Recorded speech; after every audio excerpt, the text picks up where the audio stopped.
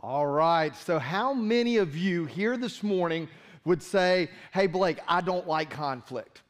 How many of you would say, hey, Blake, I don't like conflict? How many of you would say that you do like conflict? If we could bring the house lights up for this, please. No, seriously, some people do like it, but most of us, we don't like conflict. We don't. And I was kidding about the house lights. You just put them wherever you want them, Dave. That's fine. Hey, here's another question. How many of you do not like confrontation? Yeah, most of us, we don't like confrontation. Is there someone here that likes confrontation? You like it? Like you kind of look forward to it? You're going to love today's sermon if you're one of these people that likes confrontation, you know. Here's the thing. We started this series a couple of weeks ago, not actually a couple of weeks, only 1 week ago. It's called Stronger Together. And what we're talking about is that the sum total is greater than the sum of the parts. That means that when we come together, we're stronger together. The thing about this is not just our force together as we move forward in relationships, in business, in church, in family, but also the fact that every individual that's sitting in this room right now, in fact, every person that you'll ever meet, they are designed and desiring for relationships. But the problem about being designed and desiring of relationships is that we also kind of cringe when we think about moving forward in some relationships. This is how Rick Warren says it, and I thought this was a great little quote. He says, "It's an amazing dilemma that we have as human beings. We long to be close, but we also fear being close. We long to have intimacy with others, but we're also scared to death of it." And here's one of the reasons why.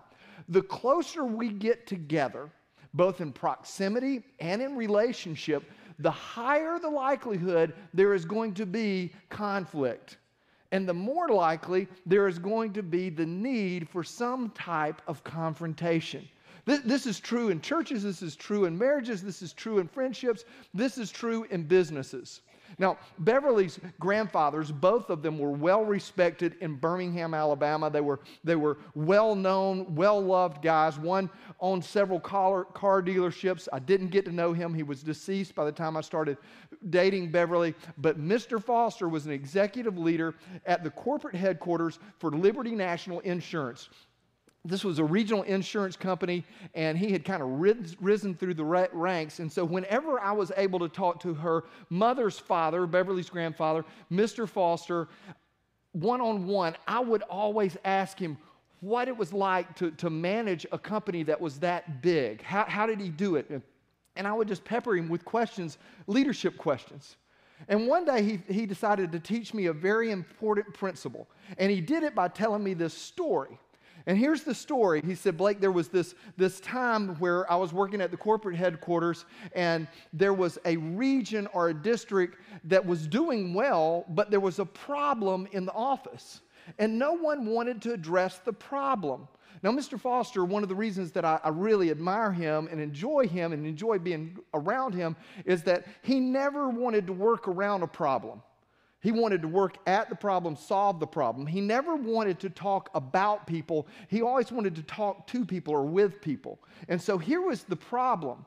There was a district that was performing well enough. There was a salesman in this district that was performing well enough, but there was something toxic about the relationship that was going on there. And no one there wanted to say anything about it. They didn't want to confront him. And here's the problem. This is a little bit sensitive in nature. He smelled badly. Evidently, he didn't take a bath often enough or didn't apply deodorant or whatever it was. So the situation in the office, to say the least, was toxic, right? And so no one wanted to give him the gift that no one wants to give. And that gift is confrontation. If you're wondering what is the gift that no one wants to give, well, no one wants to give the gift of confrontation. But we all need it if we're going to mature. So what he did is he got in his car and he drove south out of Birmingham. He spent the day with this salesman. He put him in his car. They drove around. They made sales calls together. And at the end of the day, he looked at this guy and he said, hey, buddy, you're doing a really good job. But there's one problem. You stink. And the guy looked at him and he was shocked. He didn't know. He didn't know he had this problem. And the guy obviously was embarrassed, but his embarrassment was not greater than his gratitude. Because he looked at Mr. Foster and he said, thank you. And he corrected the problem. And the office became better. His performance became better. His relationships became better. But nobody wanted to talk to him in the office about it. No one wanted to give him the gift of confrontation. But Mr. Foster was one of the guys that would talk to people instead of talk about people. Jesus knew that as we move forward in our relationships with Him, our relationships with fellow believers would get closer.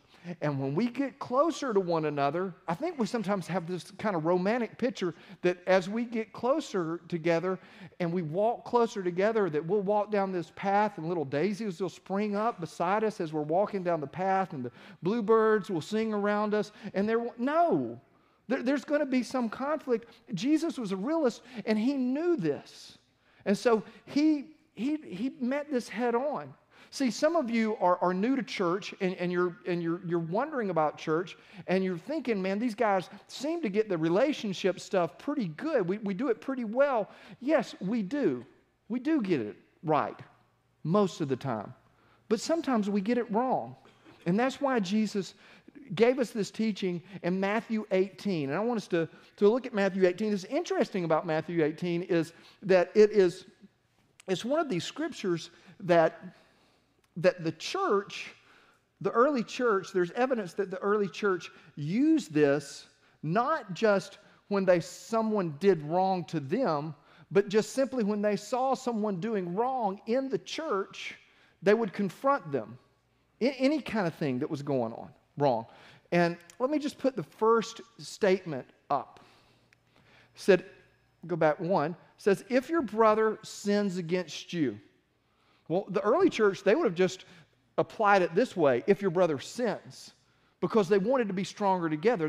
If they saw someone headed for destruction, they would softly and kindly and sensitively step into the conflict and say something.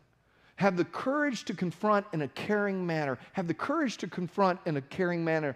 Let's go back and remind ourselves of what sin is. This is kind of one of those words that can kind of be pejorative. It can be derogatory. People don't like it. But sin is actually a very helpful word. And what it basically means is anything that we do that breaks the law of God or breaks the heart of God. Anything that we do that breaks the law of God or breaks the heart of God, and it always has this result.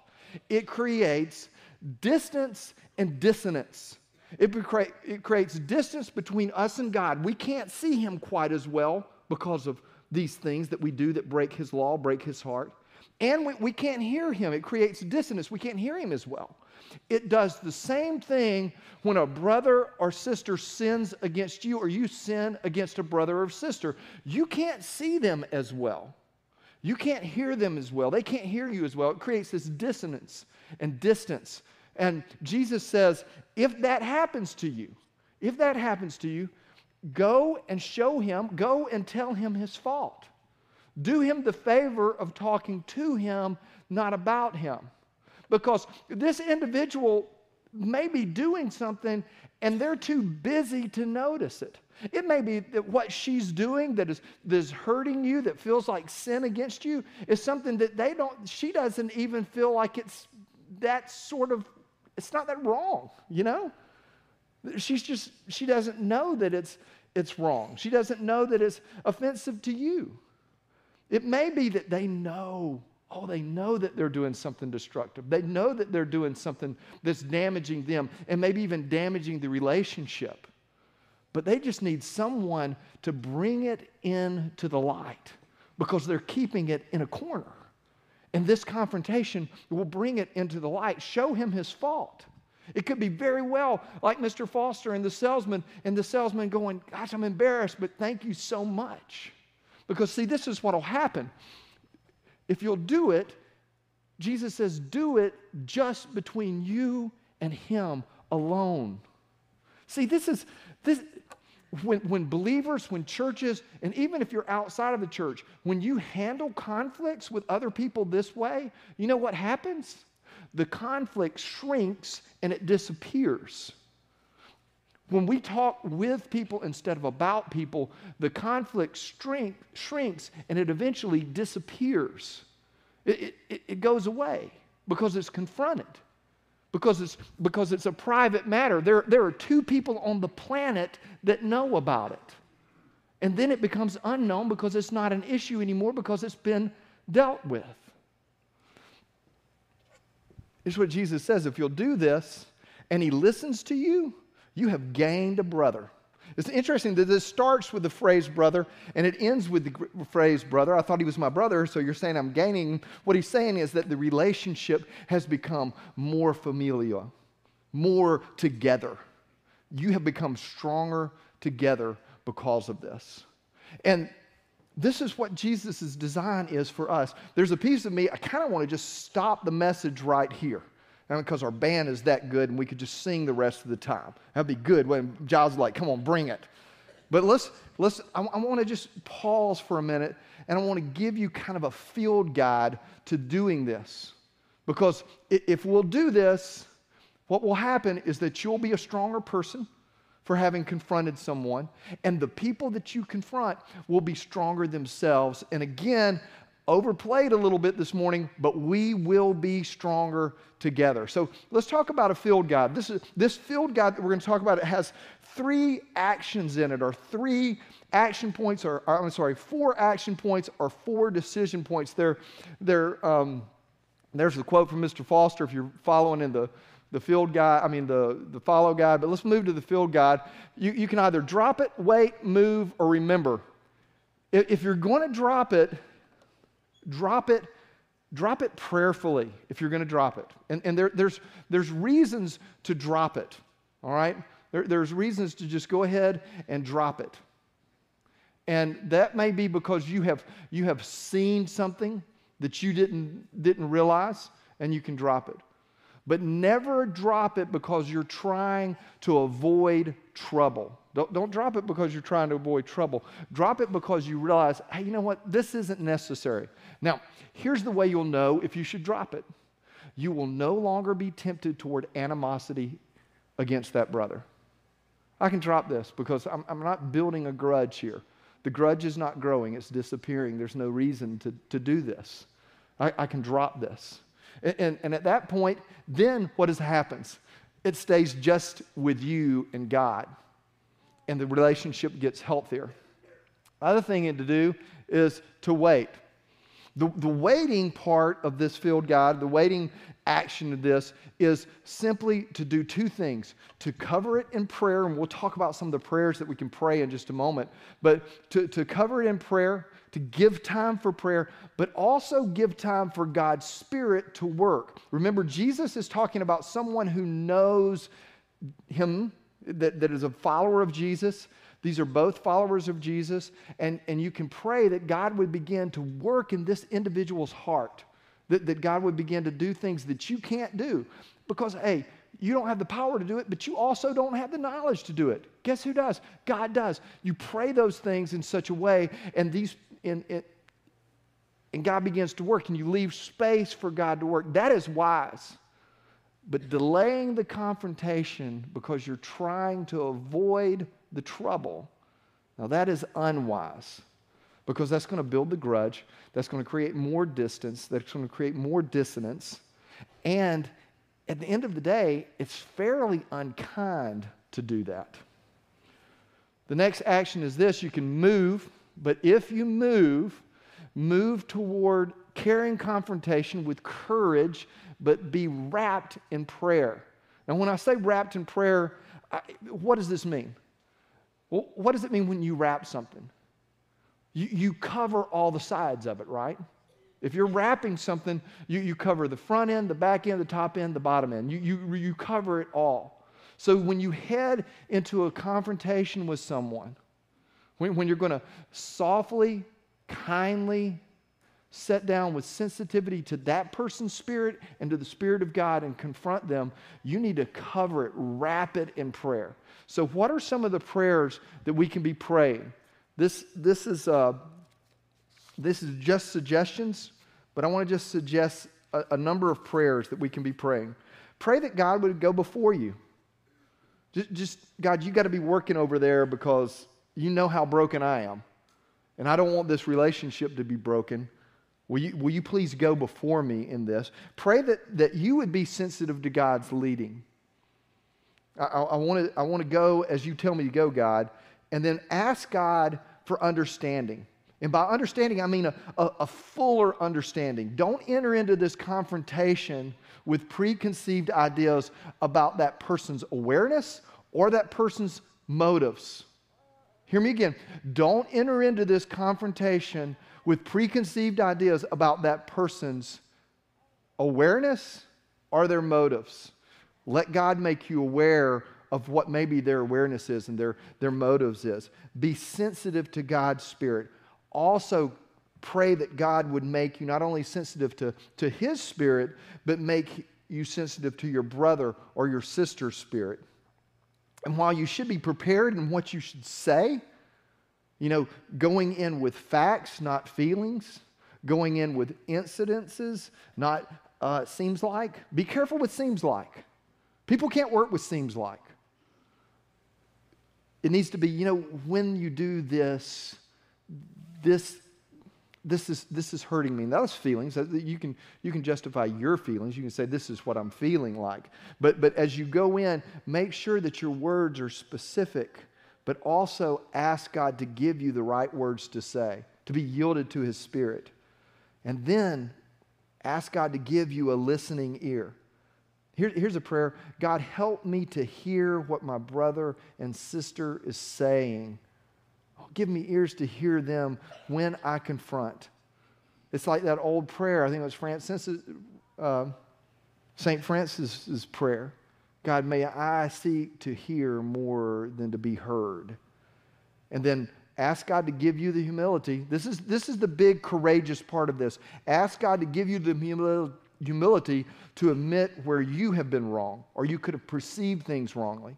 Be willing to see beyond your perception. Pray that God will allow you that kind of vision, that kind of forethought. Do your best to gain the other person's perspective. You have asked God to reveal your heart to you. This is about moving closer and removing barriers, not casting accusations. Now, as you move toward prayer, there's one other thing that we have to do.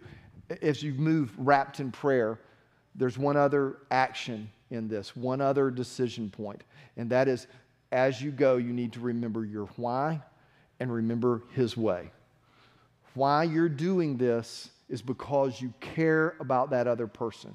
Why you're moving into a point of confrontation is because you care about that individual. You're not trying to put that individual in their place. That's not it. If that's motivating, you need to slow your roll. You're going because you care about this person. And then secondly, you need to remember His way. Remember that this is the way Jesus would do things. Full of the Spirit of God, full of His own Spirit, but you need to be full of the Spirit of Jesus. The Spirit of Jesus who would kneel down and clean wet, nasty feet. The Spirit of Jesus who consistently risked rejection and suffered rejection to connect with you. That Spirit, that way. So remember your why. I'm for you. Remember His way. I'm going to go like you would do, Jesus. As best as a broken person can, I'm going to go like you. And if we'll do this, there will be incredible ground to see that our relationship with this individual or the individuals involved gets stronger. But Jesus knew while this should work most of the time, it wouldn't work every time. And so He continues His teaching and He says, but if he doesn't listen to you, take one or two others along with you, that every charge may be established by the evidence of 2 or 3 witnesses. And again, you see what Jesus is doing here. He's moving us out of that seems like area to that kind of factual area, that feels like thing, to the factual stuff. But this takes incredible courage. To take one or two along with you means now a private matter has become less private. And remember, it means that we move the knowledge of this incident, this conflict, this faction, this friction, the knowledge of that now doubles on the face of the planet. It moves from two people knowing about it to 3 or 4 people knowing about it. And if you do this, again, bathe it in prayer, wrap it in prayer, cover it on all sides in prayer.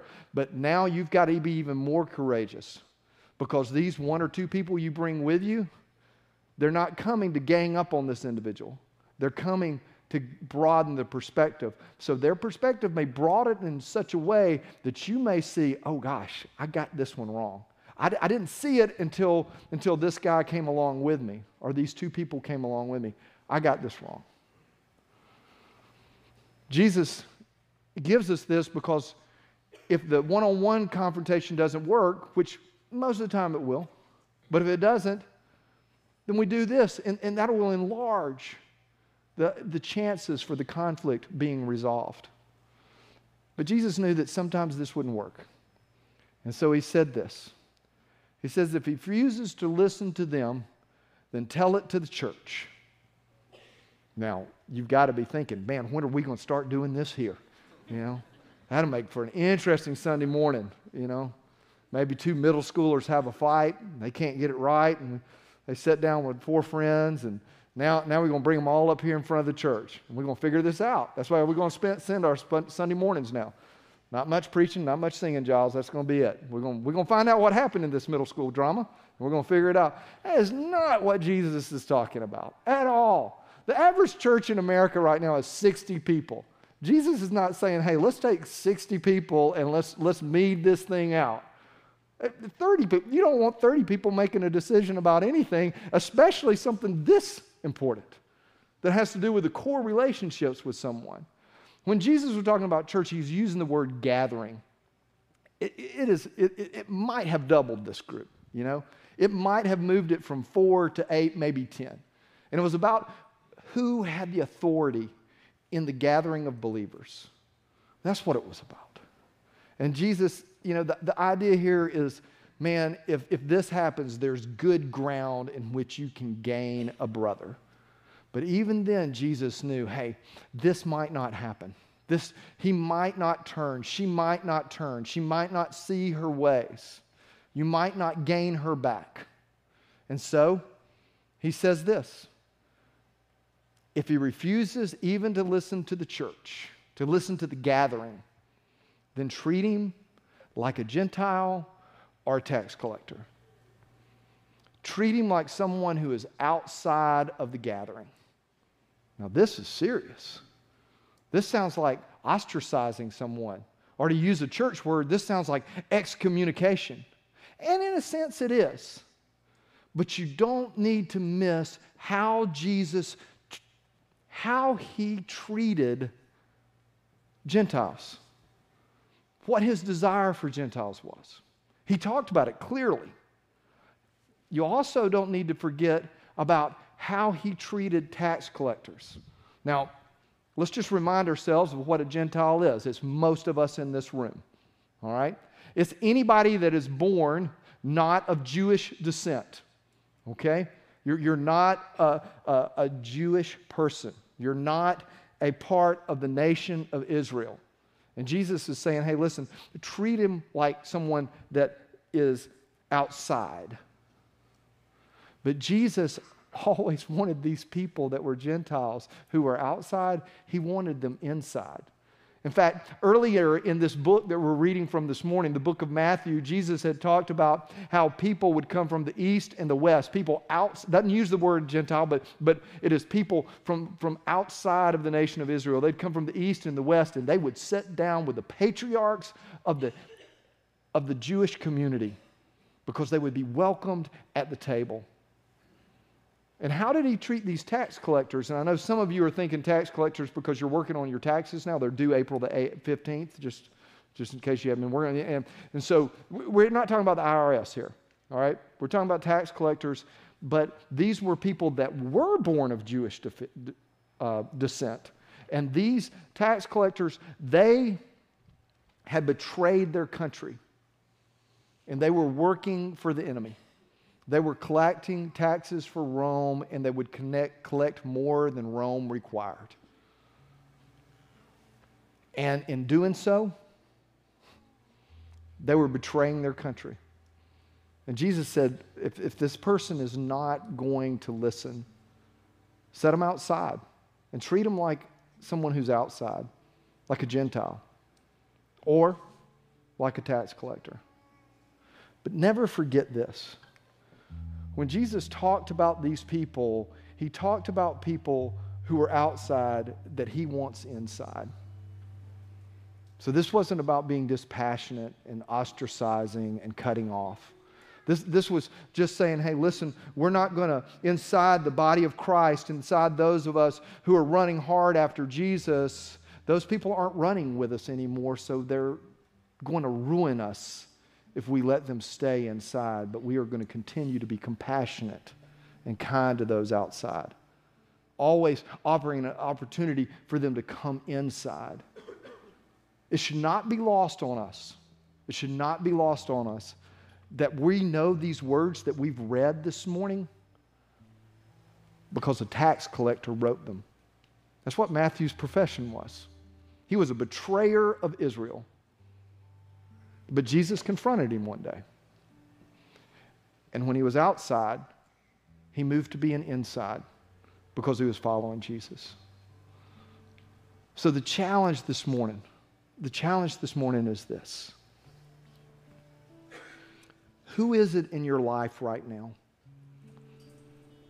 that you're real tempted to allow a grudge to grow?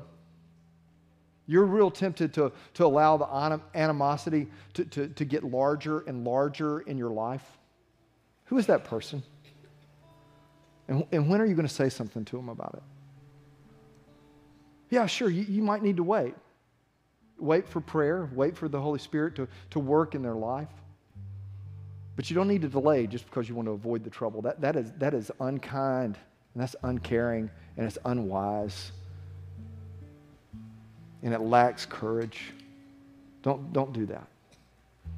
Who is that person?